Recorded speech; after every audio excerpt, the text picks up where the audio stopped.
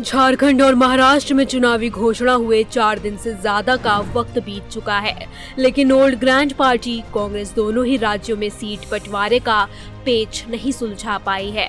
झारखंड में तो पहले चरण के चुनाव की नामांकन प्रक्रिया भी शुरू हो गई है।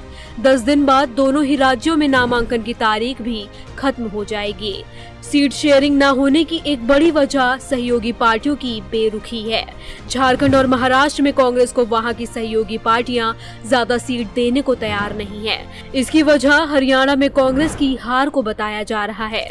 महाराष्ट्र में कांग्रेस, शिवसेना और एनसीपी शरद पवार के साथ, तो झारखंड में लालू यादव की पार्टी आरजेडी और हेमंत सोरेन की पार्टी झारखंड मुक्ति मोर्चा के साथ गठबंधन में शामिल है। महाराष्ट्र और झारखंड में सीट शेयरिंग न होने की वजह इंडिया गठबंधन में कंफ्यूजन की स्थिति बनी हुई है। यहाँ पहले चरण के लिए नामांकन की प्रक्रिया शुरू भी हो गई है। राज्य में विधानसभा की 81 सीटें हैं और कांग्रेस के साथ 3 पार्टी गठबंधन में है। झारखंड मुक्ति मोर्चा बड़े भाई की भूमिका में है। सूत्रों के मुताबिक राज्य में माले और आरजेडी की सीट लगभग फिक्स हो गई है। आरजेडी को इस बार 5 और माले को लड़ने के लिए 4 सीटें मिल रही है। पेच कांग्रेस की सीटों को लेकर फंसा है। इस बार कहा जा रहा है कि कांग्रेस को झारखंड मुक्ति मोर्चा सिर्फ 27 सीटें ही देना चाह रही है। कांग्रेस झारखंड में पिछली बार 31 सीटों पर लड़ी थी। हालांकि झारखंड मुक्ति मोर्चा का तर्क है कि पार्टी सिर्फ 27 सीटों पर ही परफॉर्म कर पाई। हरियाणा चुनाव से पहले यहां का फॉर्मूला तय हुआ था, जिसमें कहा गया था कि झारखंड मुक्ति मोर्चा 43, कांग्रेस 39, आरजेडी 5 और माले 4 सीटों पर लड़ सकती है। लेकिन अब झारखंड मुक्ति मोर्चा कांग्रेस को सिर्फ 27 सीट देने को ही तैयार है। सीट शेयरिंग को लेकर एक पेच पलामू और दक्षिणी छोटा नागपुर को लेकर भी फंसा है। कांग्रेस पिछली बार पलामू की 4 सीटों पर मैदान में उतरी थी। इस बार पार्टी यहां नहीं लड़ना चाहती है। कांग्रेस की डिमांड इस बार दक्षिणी छोटा नागपुर की सीटों पर है। कांग्रेस प्रभारी सीट शेयरिंग को लेकर लगातार झारखंड मुक्ति मोर्चा हाईकमान के संपर्क में है। कहा जा रहा है कि राहुल गांधी की मीटिंग के बाद सीटों पर बात फाइनल हो सकती है। महाराष्ट्र में कहां फंसा है पेच, जानते हैं। महाराष्ट्र में विधानसभा की 288 सीटें हैं और यहां पर कांग्रेस, सपा, एनसीपी और शिवसेना गठबंधन में शामिल है।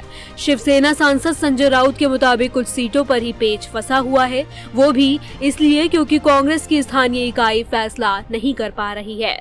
कहा जा रहा है कि महाराष्ट्र की 260 सीटों पर लगभग बात बन गई है। 28 सीटों पर शिवसेना और कांग्रेस में पेच है। कांग्रेस मुंबई की सीटों पर दावेदारी कर रही है, तो शिवसेना विदर्भ की सीटों पर। बता दें, विदर्भ कांग्रेस का गढ़ माना जाता है, तो वहीं मुंबई शिवसेना का।